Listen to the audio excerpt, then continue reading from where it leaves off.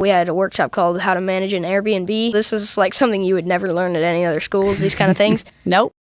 That was last year, but this year we're launching a food truck. So this is our financial literacy workshop, and we are running a cooking business. Actually, our food truck's outside. Welcome to our Little Dippers food truck. Little Dippers! This is the inside of our food truck, and right now you can see what goes on behind the scenes when we're serving everyone. Right here, this is our fryer and our griddle. These are two crucial things for cooking, but in our business, we're focusing on things that get cooked on the griddle, like French toast and pancake dippers. In this workshop, we've learned the life skill of financial literacy and the sub-skills of menu planning, how to attract more customers, and even started running our kitchen. We've taken some big steps this session, including actually getting our food truck.